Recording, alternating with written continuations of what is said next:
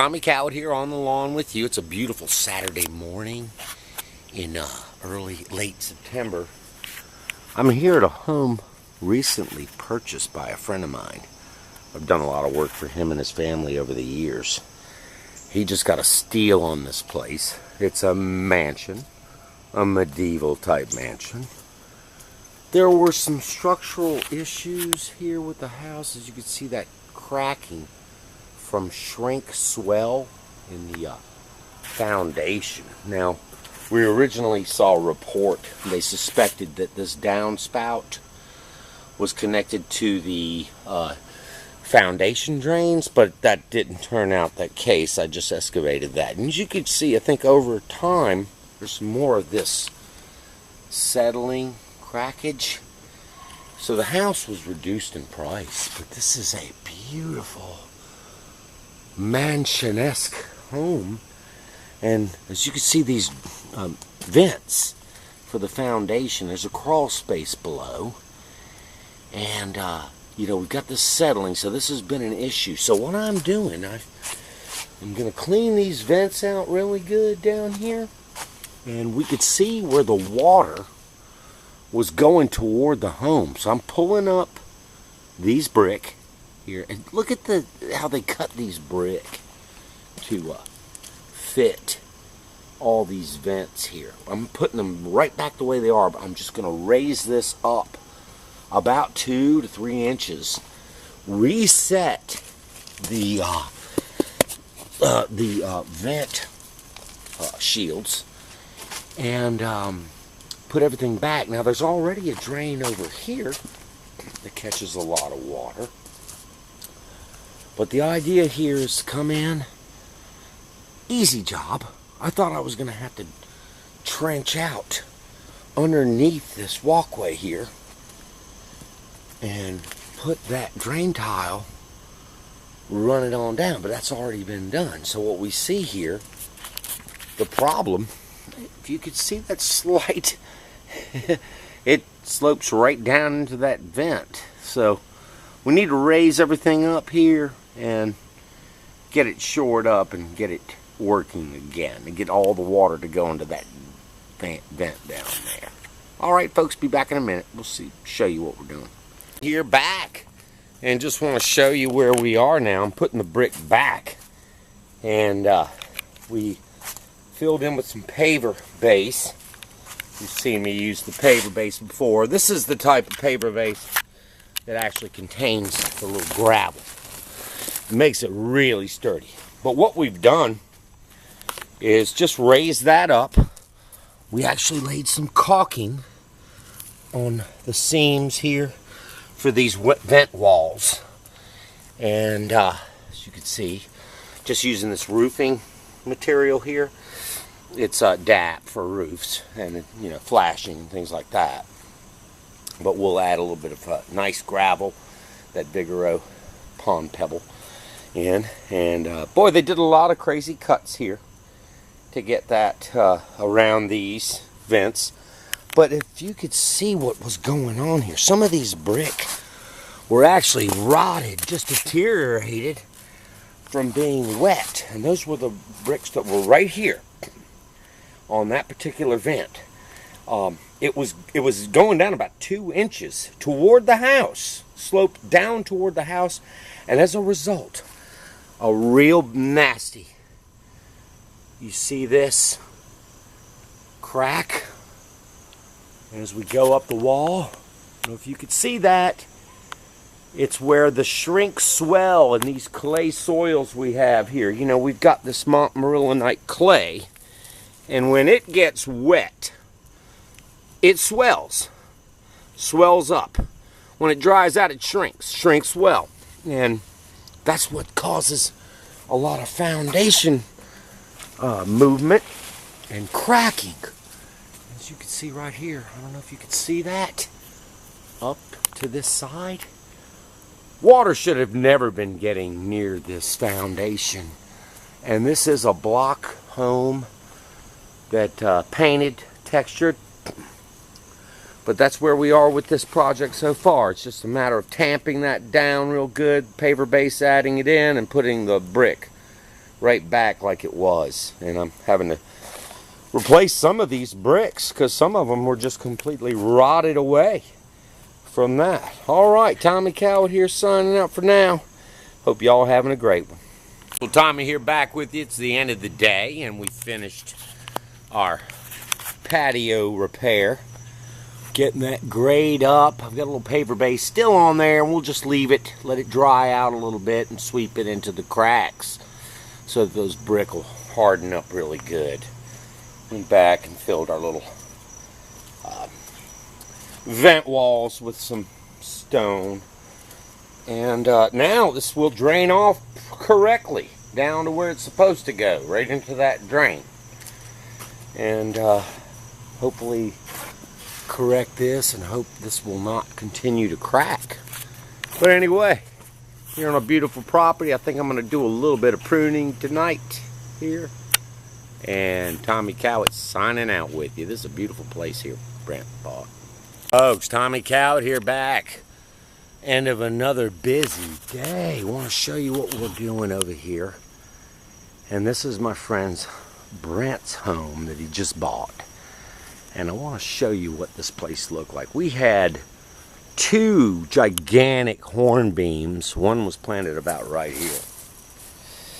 And I just poured the humic acid on it, planted these plants. There was another horn beam right there. You could not see a window on the front of this house. You could not see a single window on the front of this beautiful home. You don't want to hide a home like this. There was 3 horn beams over here. And if any of you have seen my earlier videos about natural stump removal, we've got these cut down to a pretty good size here. I've already inoculated with the humic acid. Take about 2 years for these guys to rot completely out of the ground. You'll be able to take a shovel and just dig them right out of the ground like butter. There's another one there. Brad Duderman, our good arborist, cut them almost flush with the ground, so we're not concerned. I am going to be planting this area with, Brent really likes the butterfly bush, so we'll put a couple of those in, and then a Japanese maple I'm going to put right here in front of these Carissa hollies.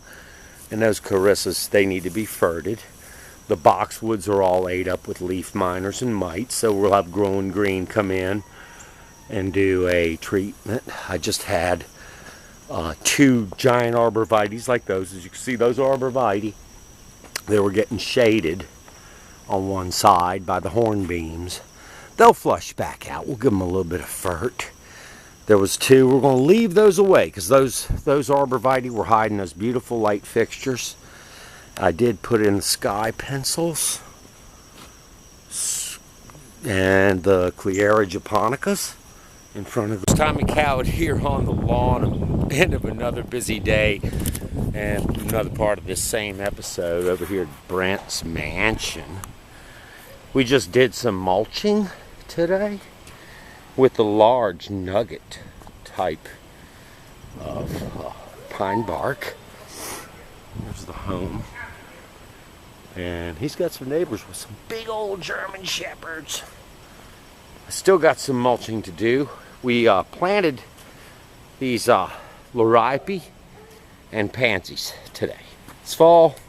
It's time for your pansy plantings. I'm going to be mulching that over with mini nuggets just to be a little bit easier on this.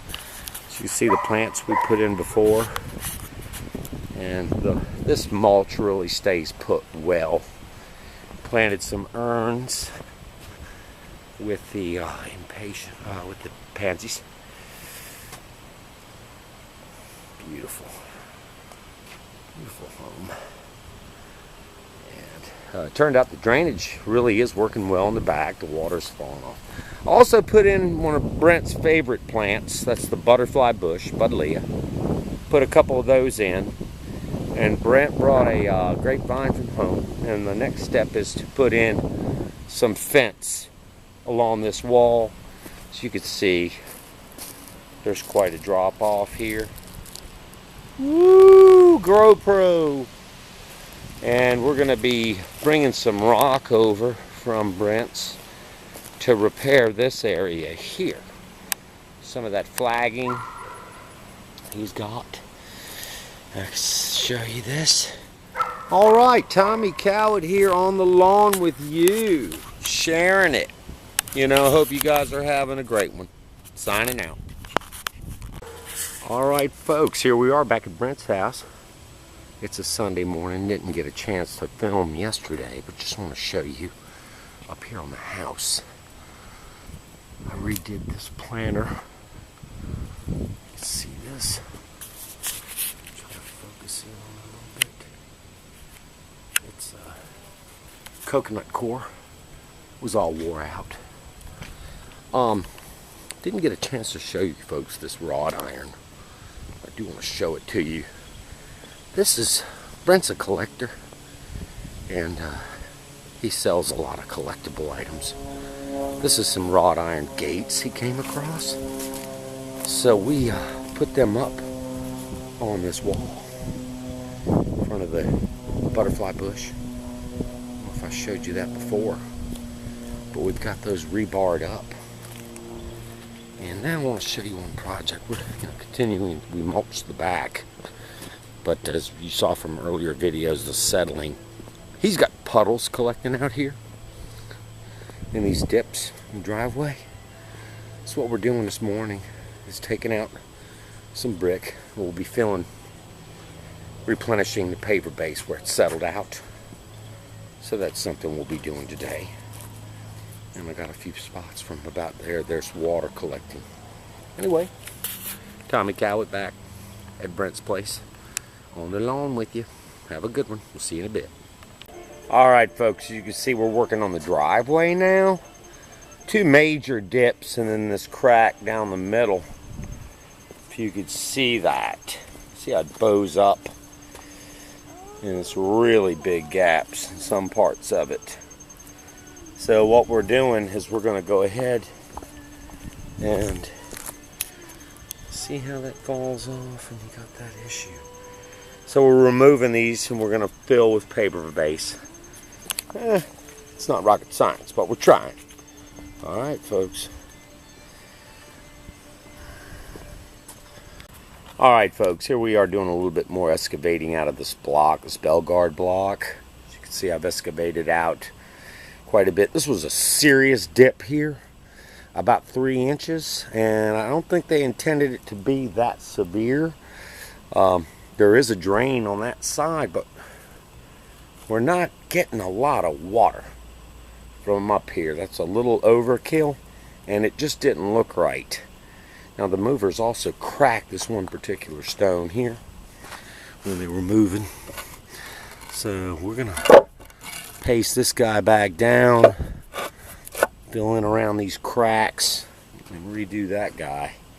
We found a good match, Pennsylvania bluestone. But I'm going to be using the paver base. So you can see how these bell guard cuts were made here. And everything's just going to go back into place. Alright folks, just a bit. Alright folks, Tommy Cowett here, back on the lawn with you. And in the shade and in the fall. Man, it's starting to get cold here in North Carolina. I gotta tell you, man, what we got going on here is free plants.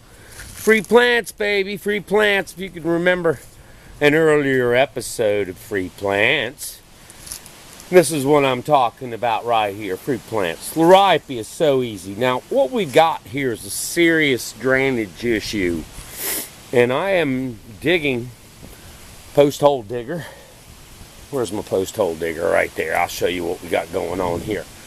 I'm using a grid pattern, as you can see here. That area right there has just been planted. Now, this is my friend Brent's mansion. We've been working over here, his new mansion. And we collected this liripe, giant green liripe, from over at his old home. And got some pine needle action going here. But basically what I'm doing is laying out this grid pattern here, and you can see where these gutters come down, cause a little bit of a drain problem. But I've put a grid in here with post holes, and I got tons and tons of free plants. Free plants, baby, free plants. Liripe is one of the easiest ones to divide. I can show you a little bit right here of what I'm doing. Each one of these plants. Now this is the giant liriope. It's not variegated, it's green. And that plant right there will spread like crazy. Normally you'd probably pay about $3.50 a plant for these, but we're getting them for free. And I'm coming in here where, you know, this gutter, that one there, drained off pretty bad. I might even just leave some of these large clumps. These are big. I've dug them out like square foot, and you can see what that is under there. But real simple to dig out. And then look at that. That's 9 plants right there. So in just a matter of minutes, the whole post hole digging was the hard part. Add a little bit of fertilizer, and then of course one of my favorites is the Nature's Helper that we'll add to that mix. It's already mixed, and we're just going to move her along here in this grid pattern and plant. Also, free rocks, baby. These came from his home. They were stacked stone wall, and we're using it also for a walkway that'll continue up around that wall right there, if you can see that. But anyway, I'm gonna get moving on this. Tommy Cowett here on the lawn in the fall, and hope y'all are having a great one. Folks, Tommy Cowett here on the lawn with you.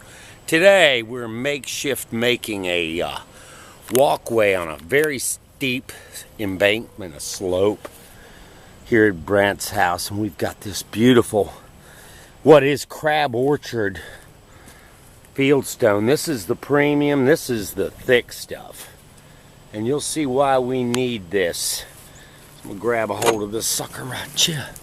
We'll head on down this way, and if you've seen some earlier videos, you may have noticed this area here at Brant's mansion. But I gotta show you what I'm doing. Got plenty of coffee going here on the wall. I've had to, this was so steep, as you can see here. We ended up tying that retaining wall into the stacked stone stuff here. And we had some leftover stacked stone from Brant. Folks, Tommy Cowett here, back on the lawn with you. And here it is. We got some steps, guys. I'll show you what we put in here. These large crab orchard steps, and I'm just gonna head on down. You know, when this project was about $200 for this crab orchard, stepping stones, really field stones. Take you on down here. Just installed about 18 of them. I'm gonna walk you back up. Free plants, baby, free plants. I'm still planting some of those. But as you can see here, 200 bucks worth of stone. And I got them in some really big pieces as well. You can see that step going in. And of course, this is Brant's place. I've been doing some work over here. He brought a lot of this flagging from the other house. And I just made a nice little retaining wall here to hold that back. You can see the steps coming down. And really, they're avid kayakers. They do a lot of kayaking, so that garage here is full of kayaks.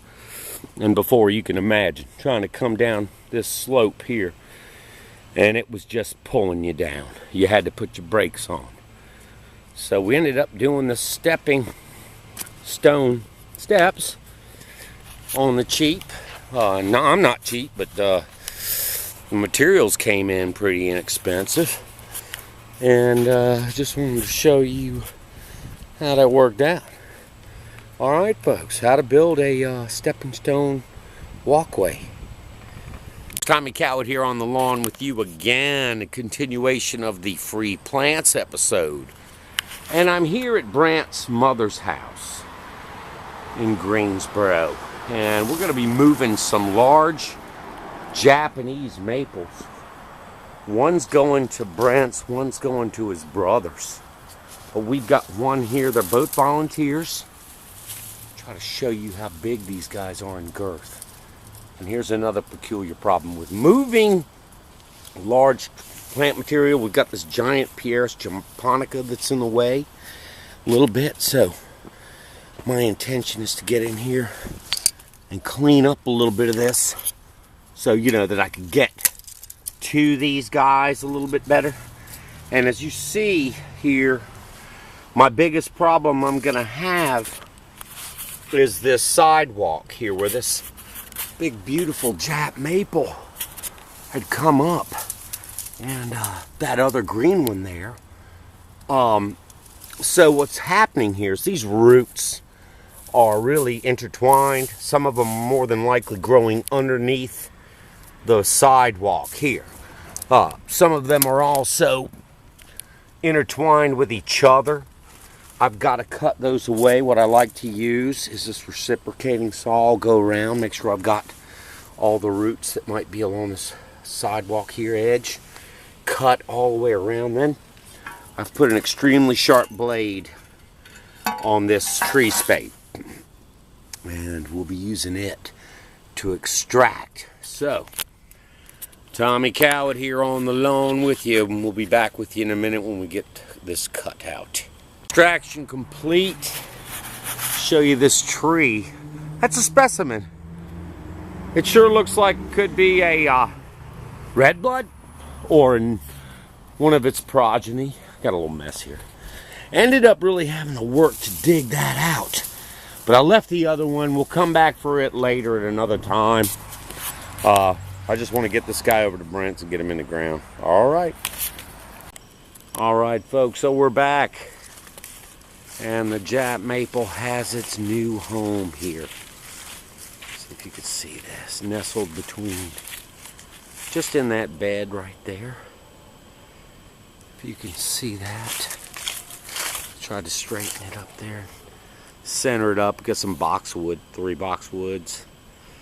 There's you know, the encroachment in the future of that Japanese maple on that arborvitae may be an issue, and I would almost recommend taking that out, because you're always going to have this deer eat that you see here, where the deer are munching on that guy. But there we go.